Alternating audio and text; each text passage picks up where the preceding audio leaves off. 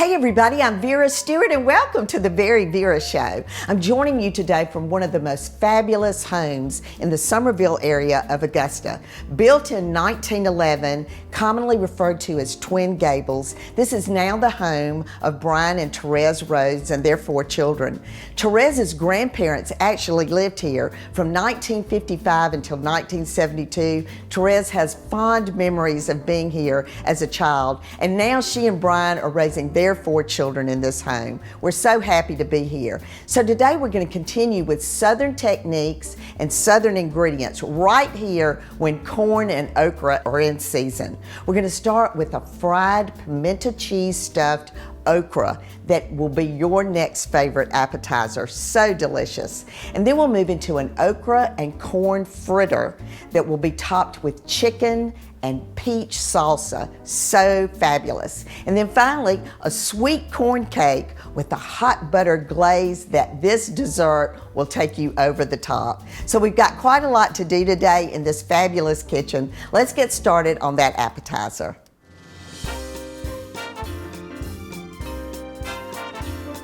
All right, so you definitely know that it's summertime coming up when you're working with okra. And you know, when you're out in the fields picking it, you better wear a long sleeve because it's so itchy. But I absolutely love this recipe, so unique. And it uses pickled okra. We actually got this from Sarah's Market right over in Trenton, South Carolina. But you know, you could use just regular okra, but this really pops it quite a bit. So the first thing you're going to do, we've gone ahead and drained it out of the jar.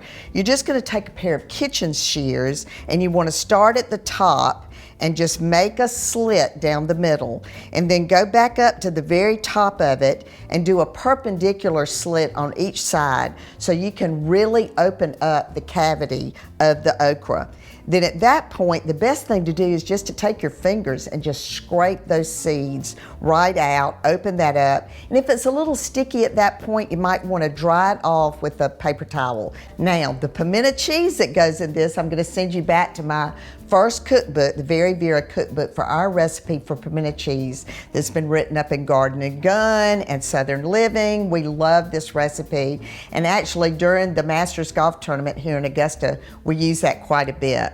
All right, so you fill the cavity with the pimento cheese, and then you're gonna lightly roll that in cornmeal. And you want it to sit in the refrigerator for at least an hour, but you could let it sit overnight before you do the actual frying process. In the meantime, I've gone ahead and filled a small saucepan with just enough oil to use to cover what I'm gonna be frying today. Instead of doing a great big skillet, you can just do little small batches and it works really well. I've put my thermometer in so I can register at 350 degrees because that is the perfect frying temperature. And of course, Southern technique, you can't get any more Southern than frying your favorite foods. All right, so we've got another step we're gonna do now. We're gonna add milk and egg to this bowl. And we're gonna double dip this because, you know, in the South, we love our fry. And this cornmeal just really fries up well. All right, so I'm gonna take one of the okras, let it go in there, and then just take it around in the cornmeal, dust it one more time, transfer this to the plate, and we'll do 3 of these. And this is just a great appetizer. Of course, you have to do it at the last minute, but so many people, in fact, the Rhodes also have a outside area, and they could do this outside while their guests were here. All right, so we've gotten this dusted, and my oil should be right ready now for me to pop these into the fryer. All right, so it's on exactly 350. And I'm just gonna pop those down in the pan. Look at that. So if you've got it on the right temperature, these go in perfectly.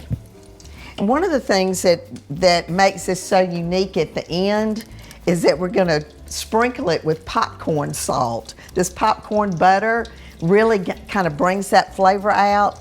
So we're gonna let these fry, get going.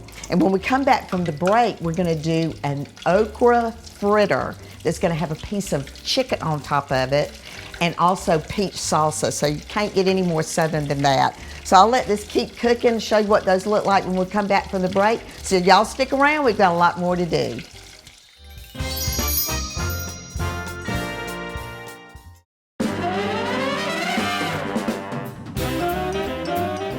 Welcome back, everybody. And if you're just joining me, I'm celebrating from a friend's house right here in Augusta.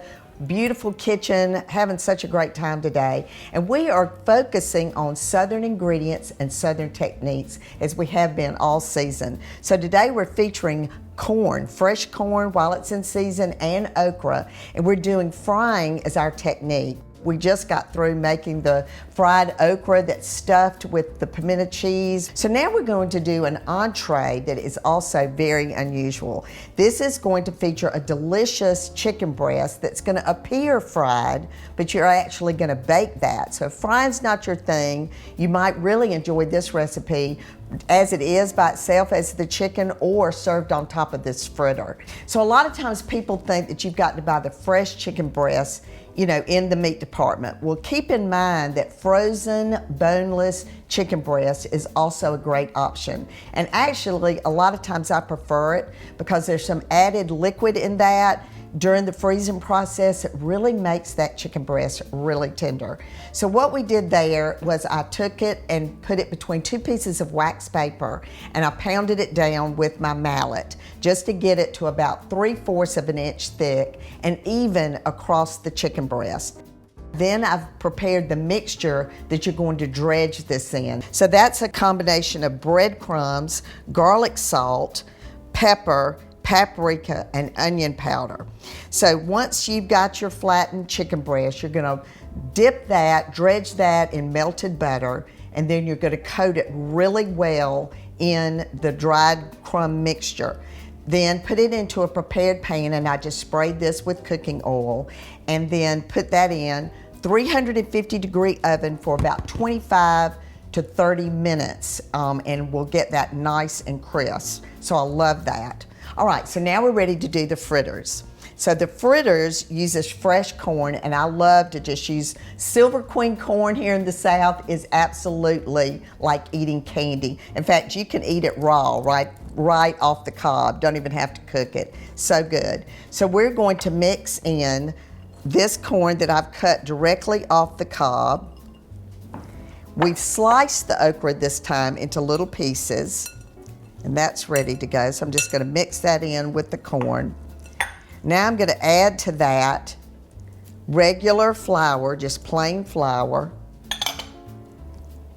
I've got a little bit of sugar, as if you don't have enough in the corn. We've got baking powder, salt, and pepper. Okay, so we're just gonna stir this together. And you know, one of the things that I think is so unique about treasured old family recipes and Southern recipes that maybe you've had in a restaurant and you go home and try to duplicate it yourself, you'll find things that make it easier for you or that you might change about it, and then it becomes your recipe. So that's one of the reasons I've had so much fun producing this second cookbook with things that have been in my family for years, and maybe I've taken a twist with it now that I'm the age that I am, and I was making these when I was a much younger newlywed. All right, so now we're gonna add to this, I've got my heavy cream. I'm gonna add in 2 eggs, and just whip that together. And then we're gonna add this to this mixture, and this becomes the batter.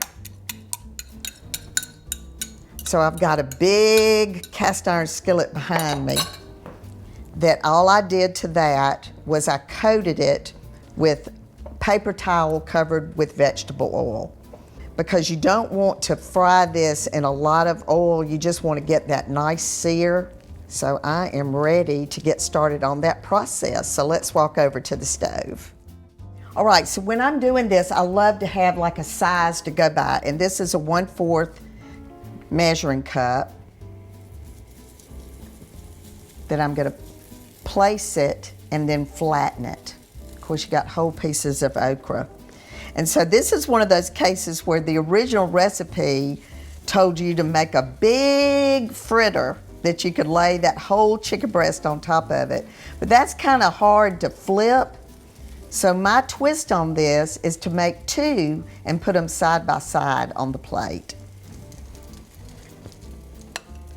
And this again is frying, but it's more like sauteing, because all I've done is coat a very well seasoned pan with enough oil so that the fritter will turn brown, but it's not popping and frying. All right, so I'm gonna get these golden brown. I'm gonna flip them over and get those onto a paper towel to drain. And then when we come back from the break, first of all, in Vera's Corner today, since all of these great vegetables are in season, let's learn more about canning in Vera's Corner. And then we're gonna get started on a sweet corn cake that is completely out of this world. Can't wait. Come back with me.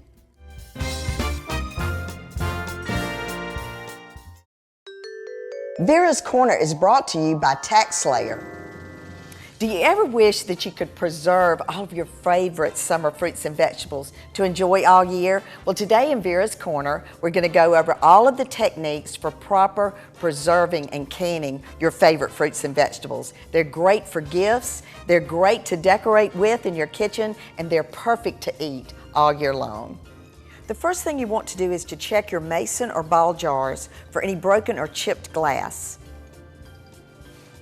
Then wash the jars carefully with soap and warm water. Rinse and place on a clean towel. Place your canning rack in the bottom of your canner. Fill your canner with water and place the jars in the rack. Bring the water to just a simmer over medium heat and simmer for about 10 minutes. Put the flat lids in a saucepan and cover with water. Bring just to a simmer over medium heat. Do not boil. Reduce the heat and keep them hot until you're ready to use them. Carefully remove the jars to a clean towel. Do not place directly on the countertops or the jars could shatter. Now you're ready to can. I've done several delicious preserving recipes before, and you can find those at VeryVera.com. Happy canning! Start free today at TaxSlayer.com.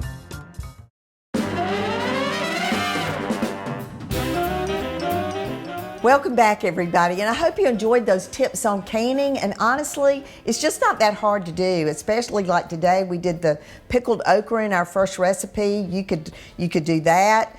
But this next recipe I'm so excited about. This is a sweet corn cake with a hot butter glaze. How can you go wrong with this recipe? And you know, my first cookbook is loaded with pound cake recipes. So when I was making this recipe, and I came across it actually in a Southern Living article, I loved it, but there were just some things about it from a chemistry standpoint that I thought, you know, I might incorporate some of my own technique at making pound cake to this recipe. So now it's become my recipe, and it's going to be your recipe because it's so delicious. So what we did in advance was, this is 2.5 sticks of unsalted butter. We've creamed that with 3 cups of sugar until it's light and fluffy. It's about 5 minutes. Now, all of my pound cakes in the cookbook tell you 20 minutes, except for one, and this is the one I'm mimicking with this recipe today. Not only do you only whip the butter and the sugar for 5 minutes, you put this cake in a cold oven. So no preheating the oven. So those are 2 things you need to remember. All right, so I've got that all ready to go. And now we're gonna start with the next steps, which is, y'all are gonna, I know you can't wait to make this. This uses ricotta cheese. Have you ever made a cake that used ricotta cheese? That was probably the one ingredient when I found this recipe that intrigued me the most about it, because I love ricotta cheese anyway, but I've never thought about putting it in a cake. So we're just gonna blend that in right there. And now we're gonna start with the eggs. So the eggs are already cracked, and we're gonna let those go in one at a time just until they're mixed. You know, and if you have a little bit larger measuring cup, for those of you that have not done this all the time like I have, it might make it a little bit easier to do. So let me speak to some of the other ingredients that are on the counter. We've got cake flour. And you know, that's not plain flour, it's cake flour, and it comes in a box, so be sure you get the right flour. The other intriguing aspect of this recipe was the fact that it also used corn flour. And so since this is a corn recipe, what could be better than that? So that's the corn flour. We're gonna add in baking soda, baking powder, and salt. Now, in my pound cakes, you might have one that calls for baking powder, but you don't have one that calls for baking soda. But the reason we're using baking soda today is because we're using buttermilk. And that kind of cuts the acid in the buttermilk. So the liquid ingredient that we're using today is buttermilk. I'm going to go ahead and add my vanilla to that. All right, so now we are going to alternate the dry ingredients with the wet ingredients. And I love to use like a small measuring cup to make this easier to go in. And just take your time. The other thing I love about this KitchenAid mixer is that you can buy the larger glass bowl instead of the stainless steel bowl, and it's a little bit taller, so it makes it easier there. So I'm going to take my fork and just whip that vanilla into that buttermilk. And you know, buttermilk, my mother used to actually drink buttermilk. I'm not going to go that far, but I certainly love it in baking. And this is such a nice batter. You know, you get familiar with processes, and certainly for me, when people say, well, what do you do to relax? Well, honestly, getting in the kitchen and putting together a pound cake is actually rather therapeutic to me. I enjoy it. Put your favorite music on and just have all your ingredients at room temperature. It really makes it nice. So because the corn flour is has a little bit of a brown tint to it, it kind of changes the color of the batter as well. All right, so this last ingredient before I put this in the pan is going to be my roasted corn. So this, the recipe told you to do it in the oven with butter on top, but I put it in a cast iron skillet and got that skillet hot as fire and roasted it in the skillet. So I'm gonna add this in by hand. I've already prepared my pan with my cooking spray. I'll get that in there, beat it on the counter a couple of times. And when we come back from the break, we're gonna show you how to lay this out beautifully. So I hope you'll come back with me in just a minute, right after I get this in the oven.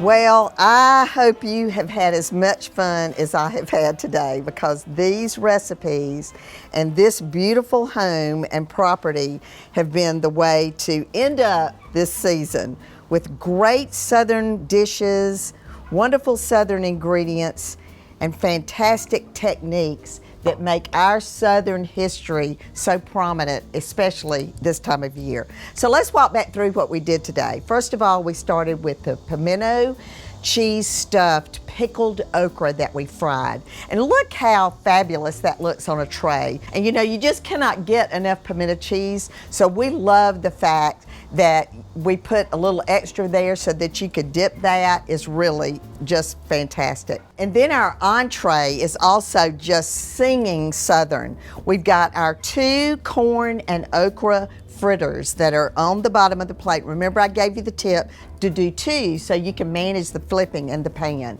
And then we have got this amazing peach salsa, fresh peach salsa that we did last season with Titan Farms. Uses Titan Farms peaches, fresh tomatoes, Vidalia onions. You could not ask for anything better. And that and a salad is really all you need for a summer fantastic dinner.